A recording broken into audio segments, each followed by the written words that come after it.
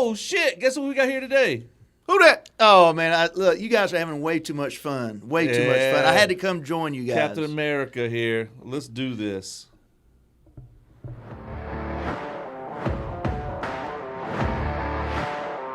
FingerStrong.com, the FingerStrongcast, with Ash and Dave, the Encyclopedia Barbarian.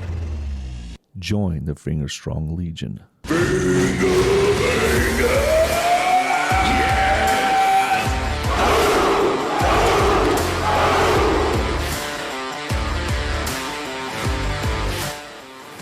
Ladies and gentlemen, boys and girls, children of all ages, here we have Captain America, the CEO of 360policing.com. The premier law enforcement training agency. Is that right? Well, hey, that's what we say, and that's our goal. That is our objective. And I wouldn't go as far as saying Captain America, but I do appreciate it. That's him. That's him. Don't let him lie to one. you. We all have fantasies we like to try to accomplish. Is that what it's all about, guys? Absolutely. Oh, yeah.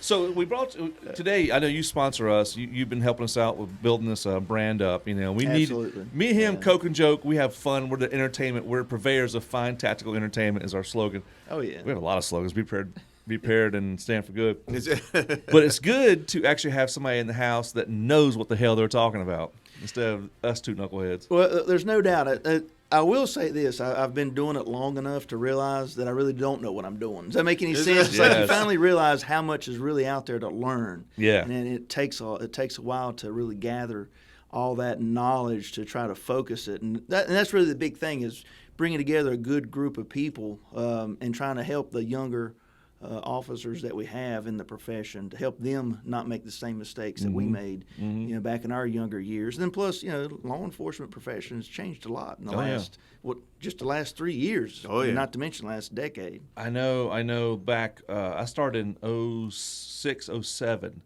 and I came in on the back end of the good old boy stuff, the cowboy style police law enforcement, and it has definitely changed a lot. It has. Well, and one of the big topics that I really like to drive home is talking about growing up in law enforcement. Yeah. When I was growing up in law enforcement, it was basically we're going to ask someone to do something. Yeah. Then we're going to tell them to do it, and then what's the next one? Make them do it. There you go. This is the ask, tell, make model. That was our form of de-escalation, so to speak. Yeah. Back in the 90s and early 2000s. And because it was like the nicest way we could do our job. I am asking you. Hey, I'm telling you. But to be fair, I'm gonna make you now. But that's not de-escalation. That was escalation. Yeah. I'm going to ask you to do it. I'm going to tell you to do it, and now I'm making you do it. That's the opposite of de-escalation. Yeah. But that's how I was taught early on. That's how I was taught in the military when we were working, entry control point and security force and things like that. Ask once, then tell, then make them do it. Yep, that's it. And the big thing too is like we've always tried as law enforcement profession. We've always wanted to de-escalate. I know within my career, I've worked at 2 different agencies, and I will say 99.9% of the law enforcement professionals I've met, none of them want to hurt anybody. Nobody wants to use force. Now, they will use force to protect themselves, of course. But, I never – I think I've met maybe 2 officers in my entire career that I felt were a little too gung-ho on force. Yeah. And fortunately, I know that neither one of them are no longer in the profession. So we do a good job of weeding out the ones that are heavy-handed inappropriately, so to speak, or excessively. That's one thing that I think the public kind of misses out on is the fact that law enforcement as a profession is pretty good at identifying people who maybe you don't have the temperament for the trade, as Patrick Swayze said in Roadhouse. Roadhouse. Yeah, that's it. Roadhouse. What was his? It's be nice. Be nice. Until it's time not to be nice. And they're like, how do I know? You won't know. I will let you know. You are the bouncers and I am the cooler. There you go. The way he pronounced cooler always made me happy because he'd say, I am the cooler. Who, Patrick Swayze? Patrick Swayze in Roadhouse. Patrick Swayze never got me as a tough guy. Dirty Dancing to Roadhouse? That's part of the reason people are like, what do you mean Patrick Swayze? The Patrick Swayze? A dancer? Get out of here. Yeah, all of a sudden he's a bouncer at a bar? Yeah, I go figure. No, he's not he's He's the cooler. The cooler. That's He's what it is. Yeah. What are you going to say? Don't insult him by Wait a minute, hold on. I see what's happening here. He's never seen Roadhouse. I've seen Roadhouse. Don't you lie Come to me. on, Ash. The dude ripped his throat out. Oh, They cut his okay. tires, and he came out with 4 new tires. He ripped his throat out, and his hand. He holds it in his hand. I've seen and the fucking It looks movie. like This a hot is the dog. thing with you guys. We go from de-escalation to ripping throats out. You damn right. I mean, you just never know what you're Well, no, going to get. I remember. Well, some he asked 30 him, he told him, and then he made him. He made him. I remember the dude with the razor blade in his boot. I wanted one of those. So that guy, fun fact about that movie, that guy. Now I learned this one from Buzz in the Tower. Okay, Love that guy yeah. that had the razor in his boot. He was like a heavy time martial artist kind of guy. Yeah. And so when he and Patrick Swayze were doing that fight scene, he did not respect Patrick Swayze because he's like, oh, this guy's a ballet dancer. What do I got to do with this guy that's for? what I'm saying. And so, well, you know what? Patrick Swayze took it to his ass when they were doing that scene to show it. No, I'm a man's man. Yeah. I made a lot of money being a ballet dancer, but let me tell you, I'll take it to your ass. Well, I will say, the comment you just made, I'm a man's man. Well, I know one of the things that a lot of officers have a problem with is they see de-escalation as a weakness. They see, oh, I've got to de-escalate, and they see that as a negative, or they view it as, well, I'm not being a cop's cop. Mm-hmm. And that's one of the things we run across a lot, because I know within the profession that within the law enforcement profession over the last several years, a lot of the de-escalation courses that I went to as an officer, a lot of times de-escalation was taught in a manner to where it was something that you have to do, like the officer has to de-escalate. In regards to, it's not necessarily an action. It's like de-escalation is really, as an officer, we create an opportunity for an individual to de-escalate themselves. Mm-hmm. We don't de-escalate other people. That we don't control their behavior. De-escalation is really all about creating an environment or an opportunity that is conducive to allow that individual to de-escalate themselves. That's why old Rhino Thompson from Verbal Judo, he would say that the original lesson he was trying to learn was trying to teach was, I'm not trying to make you do anything. I'm trying to help you to make the decision that you yourself would make if you weren't on drugs, angry, scared, whatever it is. Whatever it is. So I'm just trying to help you make the decision that you would make. Absolutely. I'm not trying to force anything upon you. And that's really what it's all about. And the only time that we don't de-escalate is when we can articulate within reason that there is going to be someone placed in danger by providing an opportunity for that person to de-escalate. Oh, I got you. So, and that's the big thing. If that, a lot of times we feel, and some administrators are out there like, hey, you got to de-escalate, you got to de-escalate.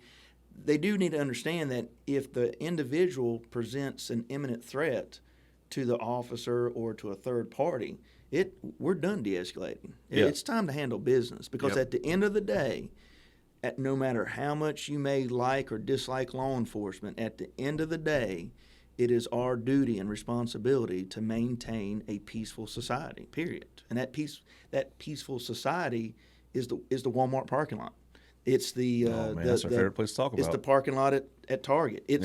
It's at your child's school. I mean, it may be on the side of the highway. That is society, and a lot of people don't see that sometimes. That at the end of the day, when the rubber meets the road, we're the ones tasked with having that responsibility. We are the thin blue line between what we have now and complete chaos. It's a fundamental duty to safeguard lives and property. Yeah, and we will de-escalate or present an opportunity to allow that individual to calm themselves down. Right. Now, I'll tell you what, if we want to talk about a few things on what an officer can do to provide that opportunity, we can cover that. But that's the big thing I like to push more than anything is we don't de-escalate somebody. All we do, and of course what we teach, is we teach an officer how to create an environment that would allow someone to de-escalate themselves. Because now there is a percentage of people that you could be the Pope and they're not gonna de-escalate themselves. Right, that could right. happen. Mm-hmm. So just keep that in mind. But anyway. So let's talk about that. So I don't want to give away your proprietary secrets or whatnot. We're here. I'm here to help everybody. That's our goal. Our goal is to help the law enforcement profession. So we'll talk about law enforcement. And I think he wants to pop a question on you here about the civilian world. The finger bangers up there that aren't sworn law dogs. But what we'll do is we'll talk about. So your class. I went to your class. Yes. One of your first classes you put on, and I've known you for years. We've worked the street together, and we worked CID together. And I was taught and brought up in the ask, make, tell. Yep. I ain't got time to play with you. You're going to do what I say because I'm the adult here, right? True. And there's times that it didn't work out, and it just got things way more I monkey wrenched certain calls because I was, because I was taught. And then I met you, and the first time I met you and you started talking about this kind of stuff, I was machismo. I was like, oh, man, what's this dude doing? Just take it to his ass. And I was wrong. I was way wrong. And it's so crazy to look back now as an older guy, and I got gray hair. I can't keep up with these young bucks. Yeah, and so I learned from you a lot about the de-escalation. Then I went to your class with open mind. I appreciate that. And then I was, afterwards, I was like, oh, my gosh, this job actually just got easier. True, yeah. And you look professional, you sound professional, Mm-hmm. and when it's time to handle business, you are a professional. Yeah, and that's really what it is. And then nobody can ever question about did you go rogue or something, because you gave all the opportunities. The body language is there. You still stay tactically and defensively talking to this person the whole time. Yeah. Now I have to give a quick shout out. And I learned my original de-escalation from Officer Goldberg. It was at a particular agency here in North Carolina, and this was back in the mid-'90s. Oh. And back then it was at WWE, Goldberg. yeah. So that was his last name, the officer. And so, of course, he had that, within the neighborhood, everybody knew him, mainly because of his last name. He was a great guy, but he's the one that actually introduced me to where he said, listen, Derek, your goal is to get to know everybody in the neighborhood. Your goal is not to arrest the criminals that are in the neighborhood. Get to know everybody first. He goes, then everything else will fall in place. And for the 90s, that was a totally different philosophy. His thought process was just unheard of. And back then, remember the old Polaroid pictures?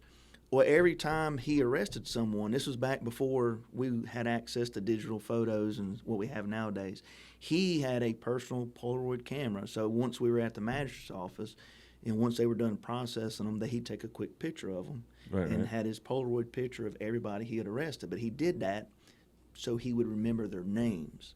So he memorized everybody that he arrested. Put his face with the name. That's crazy. That's way ahead of the time. And we were all we all worked in a very high risk neighborhood, and he knew everybody. And when he interacted with someone, he called them by their first name.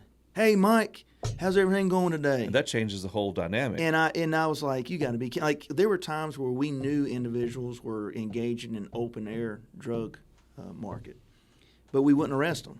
But we'd go and talk to them. Pretty much say, hey, listen, you guys need to find another corner. We know what you're up to. Put them on notice. Come on, you need to head on out for us, Mike. John, you know the deal. Come on, bud.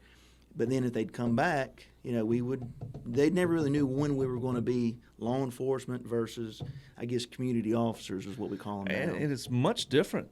Like, to call somebody by their first name. Yeah. It's like, oh, I can't get away with nothing no more. He knows us. He knows me. Yeah. Other than, that dude in the orange jacket. We don't have his orange jacket on today, Yeah, that's something we're really missing nowadays, so to speak, from a lot of law enforcement agencies, so to speak. Not to mention, I know one of the things that Goldberg taught me was he said, when you arrest somebody, your objective is to do your job, but they should be willing to shake your hand before they go into the jail. And I thought he was just full of what. Dude, this dude don't know what he's talking. You said mid-'90s? Yeah, and there were time. people that he was putting into jail for felony drug possession, and they would literally shake his hand and go, "Man, I appreciate it, Goldberg. Thank you, man." And I'm like, "What is going on?" It's the way he treated. Now he'd get them to confess to selling drugs. He'd get them to confess to how much money they made, but he engaged with them in so many different things. But so a lot of officers might be like, well, how can I build that type of rapport with someone and I don't know their name? And so, there's many different things you can do. But, I mean, the simplest concept is like just a friendly tone, your tone of voice. If you've got the mindset that I'm a cop and I'm the boss, and it's if you have that mindset of us versus them, you're going to go in with that tone of voice that's automatically going to put you in an authoritative figure. That is not, it doesn't work like that anymore. An authoritative figure does not work. It's a human tactic. It's the human element that you got to put in there. That's what it's really about. Sense. So So I know he's the one that turned me on to it, to like the civilian world. Okay. Because I learned a lot from you about being a cop and all stuff like this, and then when it came to like dealing with people in the private sector, he uses a lot of like, I don't know if there's a difference. I'm calling it this. I'm branding this. Okay. Civilian de-escalation. Civilian. So he's really good at that. Yeah. I've seen Tiny in action on some stuff before. Man. Yeah. It's real hard to want to argue with him when it I comes know. to, it's just, I'm like, come on, man. He's like, oh, he's bigger than me, and he talks so sweetly to me. So you got to crush him with sugar, man. That's all. Just get in there and be real sweet. That's all. Oh man, yeah. So I don't There know. was one time we were doing training in de-escalation, and the role player was supposed to break bad. And the role player never broke bad, and you were the instructor monitoring. I know what you talking You came about. in with your clipboard, and you were like, "It's almost a waste of time with this motherfucker, ain't it?" Yeah. Well, it's like the one officer you're talking about. It's like I thought he did such a fantastic job of building a relationship with you. It's like trying to he can't argue with them. It's like you can't. In the real world, you probably wouldn't fight some of this guy unless you're just hyped up on something. Yeah. Not in the right mind. Well, no, when we talk about mindset, a lot of times officers will say, even when they're interviewing, say, a witness or a victim or whatever, they'll say, well, tell me what happened. And as simple as that might sound, did I not just command you to do something? Yeah. Yeah, I mean, you're right. And I thought that. Hey, tell me what happened. Yeah, tell me what happened. So, how about, hey, share with me what happened? You change one Share with word. me is good. I like that. Change one word. And the thing is, now I'll be honest with you, there is a time to look at someone and say, tell me what happened. There's no doubt about it. But try to start putting more tools in your toolbox other than just a hammer and, maybe a couple of pliers. Yeah. Let's have something a little more, I guess a Humanity multi-tool. or something to it. So it's like share with me. Oh, You're punching the equipment. I get all animated. Slow down there. Captain America's Easy, furious. Tiger. Furious. But I mean, it's, share with me. Yeah, Share with me what happened. I'm learning to share with me for the first time right now it's- because Don Raybon always taught don't just say tell me what happened. He would always say would you tell me about that? Oh, okay. And would you talk to me about that? would you? Now, the would you I found was met with a little bit more resistance because would you is a yes/no question, and it opened the door for them to say, would you talk to me about what happened? No, I won't talk to you about it. What I found out was I actually kind of took a page out of his book, the Cool Breeze book. Yeah. I was like, how about talk to me about that? Yeah. The how about. Yeah, how which, about. Which you know me, I don't say how about. Yeah. But just to, hey, how about talk to me about that? You gotta read the person that you're talking to. True. Like you gotta over time you start going, okay, this guy, I can't talk to this guy. He's a doctor or lawyer, so you get my man here to talk to him. Are we allowed to briefly talk about how you were you were a detective for a while and some of the techniques that you did that I thought was crazier and God, can I say that? Yeah, dude. How you used to dress? No, yeah, go ahead. Yeah, okay, Yeah, I you didn't can know- definitely talk about that. But what I'm saying is what you just brought up. It's that frame of mind. Yeah. So you would remember how you started dressing in that. I brought extra clothes. You would change out of your law enforcement authoritative figure visually. Mm-hmm. You would wear clothing that was like completely unassociated with law enforcement. Still identify yourself as a detective. Yeah. Still let them know what you were doing. Still let them. I mean, you were by the book, but visually, you altered the way you looked, and you kind of took away a little bit of your "I'm the cop. You're going to do as I say." Yeah. But you did that through body language. Well, see, I could do better with barrel. I did a lot of stuff that, like, I had a shirt I'd wear, and I made sure the shirt wasn't pressed. Right. It looked kind of raggedy and old. Yeah. And then I'd wear a lot of bracelets, so it looked like I was all cool breeze and shit. And I'd walk in and be like, oh, man, you know what? They just sent me here. I don't know about this You put everybody case. at ease. I could see the body language that when we were watching your interviews, and they were like, oh. Yeah. When we would get called out in the middle of the night, I'd watch him, and it really worked well then because he'd come in all wrinkled and looking haggard, and he'd kind of just drop down a file folder, and he'd sit down and be like, I'm one of the investigators here. They said I got to talk to you for a while, so let's just kill some time here. We're just killing time. Like when you frame it as we're just killing time, that means you've got time. So they would start talking about anything. Anything. Anything. We would Left, talk right, about and wrestling and next thing you know- football.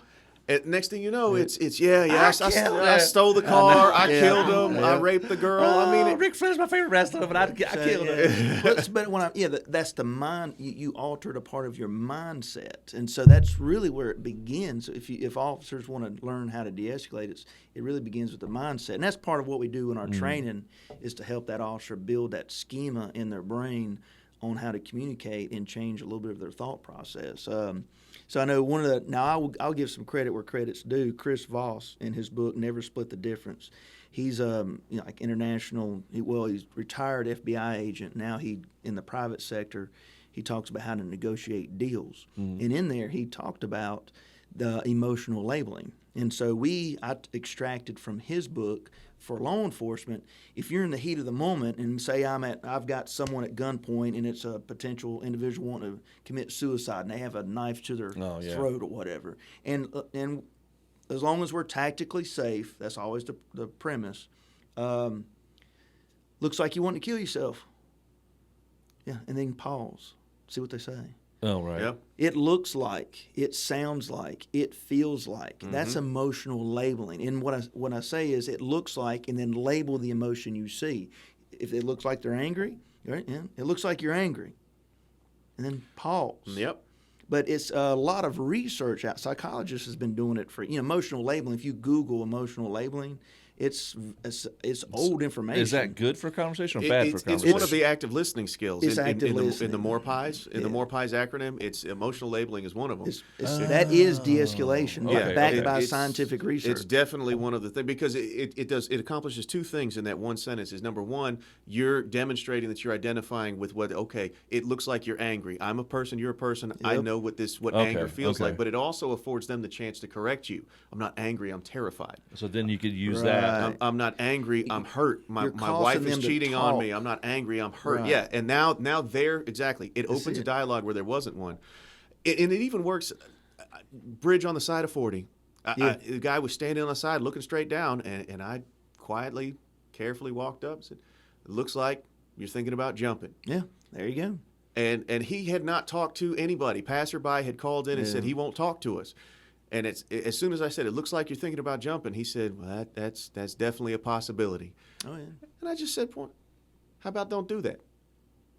And he stepped right back down, got in my car, and we went to the hospital. I mean, just that simple. If you because a lot of officers, when you said active listening, I try to stay away from it because in my experience of teaching, as soon as I say, you need to engage in active listening skills. And then everybody's in the class, the patrol officers.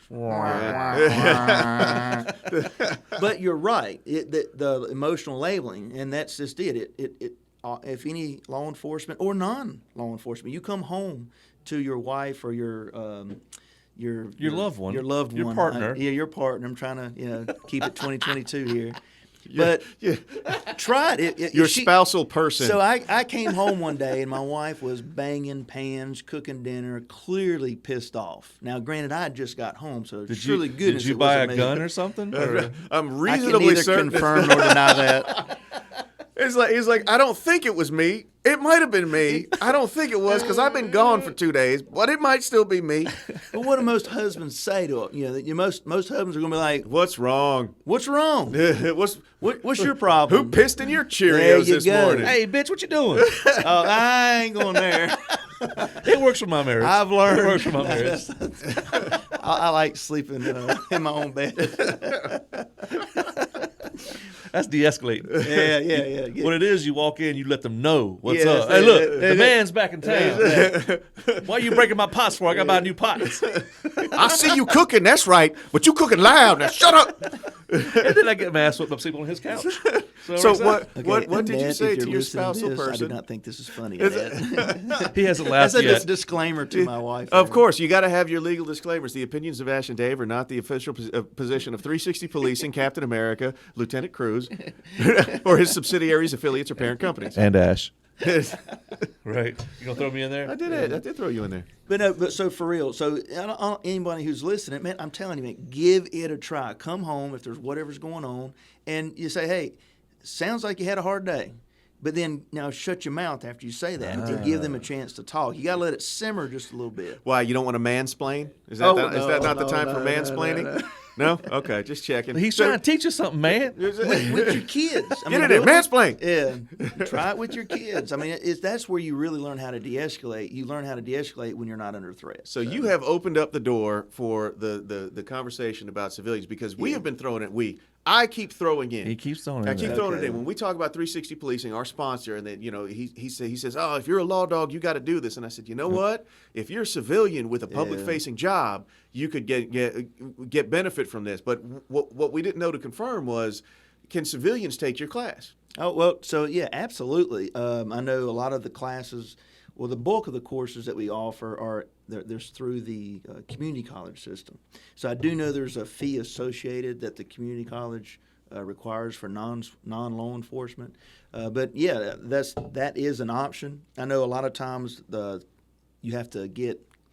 I guess the community college has to clear to make sure that you're not trying to take a course to maybe learn certain law enforcement tactics. Mm-hmm. That makes sense. That may be detrimental to overall safety for law enforcement. But I see you sidestepping through the landmines. But we can come right out and say it. We know that there's a trend where known criminal organizations, gangs and things like that, they'll find a young person who with a relatively clean record, and they'll send them through rookie school, and they'll send them through these things in order to find out what cops are going to do, so that they can then have a better chance of hurting, killing, whatever.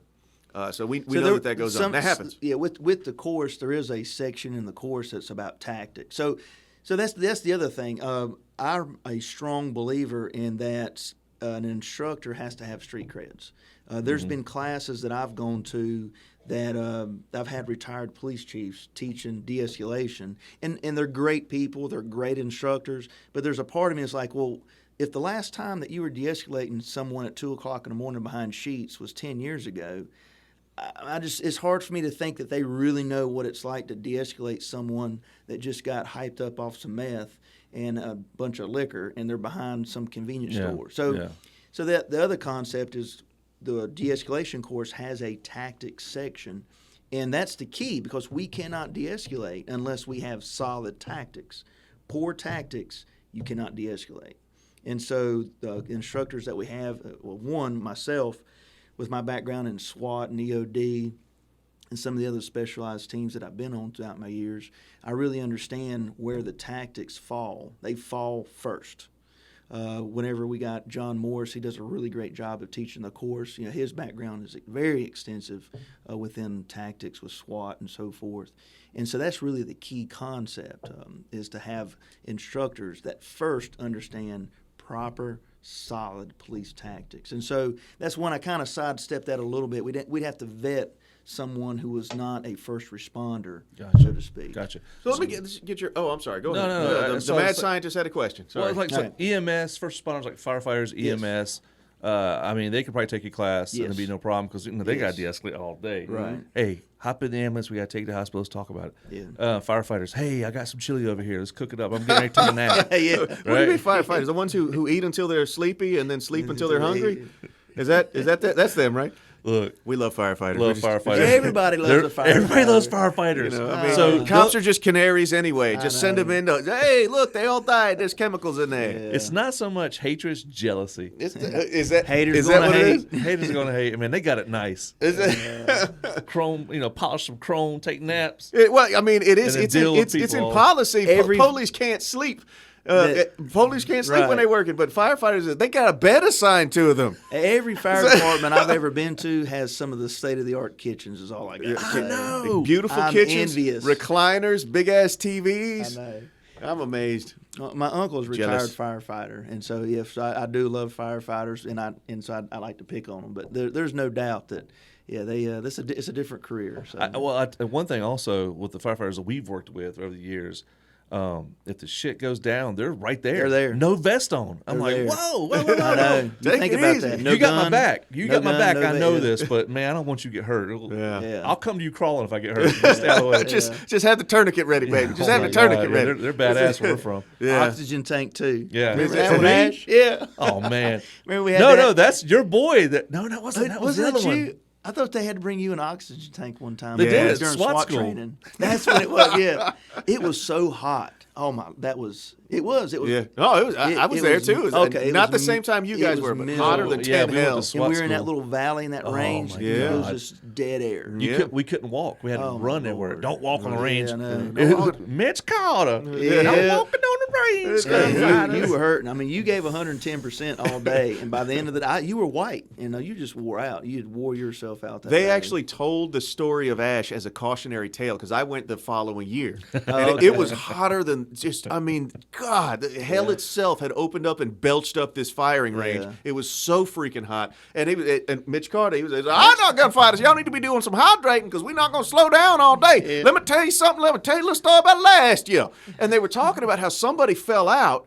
And then somebody tried to render aid. That was me. And the guy who was trying to render aid fell out right beside him. And I said, "Wait a minute. That sounds familiar. I know that motherfucker." Yeah, you know. Yeah. I went to the emergency room and all that, man. Yeah, it was something. I'll tell you. That was 70 pounds ago. Yes, you were a lot later back then. That was something else. Remember the guy that was there with the training bang and how he'd already he'd had a few hiccups on the range with live rounds. Almost had, we had an AD. Yeah, well, okay, I wasn't going to We won't talk about that, but yeah. And they gave him that Hiccups. training bang, and the rest We of all us ran. We're like, we all just took off. We're like, No I telling don't want what to he's gonna be do. anywhere around this guy with a training bang. Oh my We Lord! had such a good time. And you tricked me with roommates. Yeah. We'll talk about that Oh, God, offline. that was terrible. Oh, I said, was that yeah. him that tricked you with Yes. that? Oh, Yeah. my goodness. I didn't want to be stuck with somebody. I got lucky at SWAT school. I got assigned to a room like, you'll get your roommate later, and then nobody Yeah. ever showed up. the Oh, whole week. really? Yeah, Not I me. got the whole place to Oh, my myself. goodness. I mean, I had a dude that You like gotta love it. has a television on until 5 o'clock in the morning, wide open, and I'm like, Something. stop. You know? And then actually they were having CSI school at that same training location Right, that right. same week. And so it was our CSI guy. I'm not going to say his name because I don't know if we've got his blessing to do that. But his CSI students were getting drunk and acting like asses and running up and down the dorm hallways and everything. And so the next day, Mitch Carter, he was like, Older Mitch. he was like, "All right now, Mr. So-and-so, if your folks keep acting like jackasses in the dormitory, I'm sending my motherfuckers up there to deal with them." And we're all standing there full SWAT, tacked out, geared. I'm like, I don't know. I Mitch, don't know if I'm patron- up for beating up a bunch of drunken cops, but all right. Patron saint of violence. Yes, I- Old Mitch, that's my boy. I know. That's something. It's Honestly, crazy. like when they have that St. Michael stabbing the devil in my mind, I'm like, they missed out. They should have put Mitch Carter Mitch in Carter. that painting. Yeah, old Mitch. They I'll really tell you should have. what. All right, so real quick before we end this, Yeah, go ahead. brag about yourself in your class. You trained the trainer class and all that stuff. Well, I'm really excited. In August of this year, you can go to the website, 360policing.com. We're going to be posting our first Train the Trainer course for de-escalation. So if you want to, first of all, if you want to take this course and take it and bring it to your own agency, you can come to a Train the Trainer course, and we will certify you to deliver the material. Now, what's great about this particular course, that de-escalation subject matter is nationally accredited. Right. In other words, it's post-certified in 36 states. Is that Vislar and Idolist? So now Vistalar, they actually have their own course, and I think they went and got theirs certified as well. But yeah, so I got mine certified through Idolist. Yeah. Really, and hey, any law enforcement instructors out there, if you're looking to get your courses certified, you need to go and check out Idolist. It's a great website. Now, I will be the first to tell you, they will flunk you. So I know the first time Be ready. the first time I submitted my subject matter for review, they sent back and they had several things and a lot of questions. So it's not a rubber stamp. It is not. So anyway, got it certified. So what I really enjoy is when you teach this subject matter and then your officers go and deploy this subject matter or utilize it, and then you're called to court, say it's a use of force event that's going south, you can testify that you were de-escalating according to national best practices. Yep. And right now in North Carolina, there is no de-escalation facility offering that certification. Now, there are, in my understanding, I think there's 3 other companies in North Carolina that are delivering de-escalation. I know as of today, none of them are nationally accredited. So We're the whereas first an one. agency might not be able to afford to send 30 of their officers to you for training, they can send 2 of their officers to you to get certified as trainers, Yep. who can then come back and keep the department yep. up to snuff on these things. and be ready to testify. Absolutely. Yes, we were trained in accordance with nationally certified standards. That's it. We also do a use of force review course for supervisors.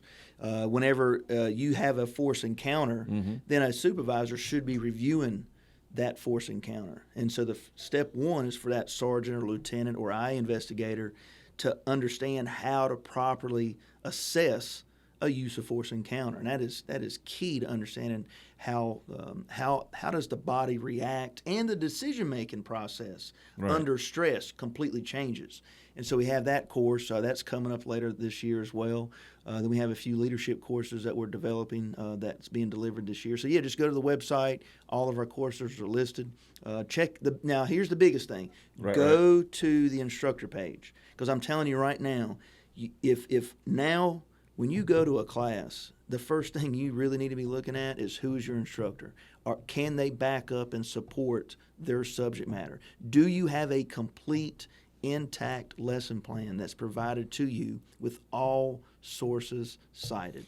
Yeah. Now he has mentioned every time we talk about you that when you leave a 360 policing course, you'll get the sources that were cited so that you can be prepared to back that up. Because I mean, there was a trend there for a brief period where the joke was, oh, you have a truthfulness issue, an officer with a truthfulness issue. Well, we'll see you when you're as an instructor. Because if you can't testify, go be an instructor. If you can't teach. Yeah. Like I know that was the old saying. That was the old joke. Teach. If you can't do, teach. If you can't do, teach. You got a truthfulness issue? All right, send them to be an instructor. Now, and I know that was not actually what people were doing, but that was the gag. That was kind of so. Well, and that's the thing. Like one of the guys that helps with the use of force review for supervisors, he's retired from state agency. He was the director over internal affairs. Okay. Not only did he go through the ranks, he ended his career as being the director over internal affairs. So he really has a solid working concept on how to properly review them. Street cred. And that's just it. I mean, that's really what it's about. Even having had Eddie Dove, he's helped create that de-escalation course. His background is in juvenile counseling. Yeah. So he brought in his piece of the pie from basically his life experiences and his peer review research from a juvenile counselor's perspective. So I mean, it's an amazing course. It is extremely. Now I will be honest with you, the Train the Trainer course, there is a written and practical test. If you fail it, then I'm sorry. Again, be ready. So just I'm not passing out certifications, and that goes for all of our courses. Yeah. All of our courses have a written. Some have written and practical. If you flunk it, well, I mean, I'm sorry, but I'm not passing out certificates like candy. Well, it's important because when something does happen, and they point at their training, well, the training points at you. When I come to testify for your behalf, and so it ends up at your feet, and you say, okay, well, here's the written and practical.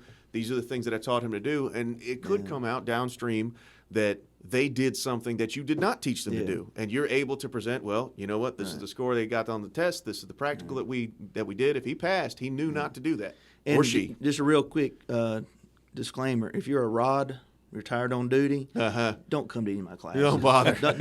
You're wasting my time. You're wasting your time. Gotcha. So if you're retired on duty, man, just go somewhere else. Man, I just wanted 2 days off of work to watch a PowerPoint and eat snacks. Don't come to class. All of our stuff is practical, exercise-based, group-based. If all you want to do is sit in your seat, go somewhere else. There's plenty of instructors that will offer you a 2-day vacation. Yeah, 2-day vacation. Don't come to me. Hotel PowerPoint. Well, check out 360policing.com, because we don't say policing, right? Am I right? That's it's your name, your brand, baby. We still want to like 360police.com, do policing.com, baby. And I guess we'll just wrap it up here. Yeah, that's it, this man. is pretty much it, man. Thank you so much for coming on Glad to the be here. pod, the Strongcast. Now, he's the one who corrects me all the time, because I'll say 360 policing, and he's like, you can't say police because it sounds like please. And then you kick in the door and you're like, please, freeze. Please. He's like, nah, I ain't freezing in my house. But, he keeps telling me I'll say 360 policing, and he's like 360policing.com. That's how I was taught. The police is here. Oh, yeah, hey, baby. Hey. So, anyway. Appreciate it. Awesome. Check out our FingerStrong.com website. From there, you can pretty much do and go everywhere, everything we do. The right? podcast is on there. The merch is on there. All of our all our good shit. Our reviewed products are on there. The ones that we've approved. Go to 360policing.com and check out his classes that he's got coming up, and sign up for them. And you heard it here. If you're a civilian and you got a public-facing job, Captain America wants you in his class too. Learn how to take care of yourself after and you've others. been vetted. Is it? Not somebody Joe Schmo can get in this class. This is elite law enforcement training agency. It's going to be huge. Huge. Thank y'all for listening.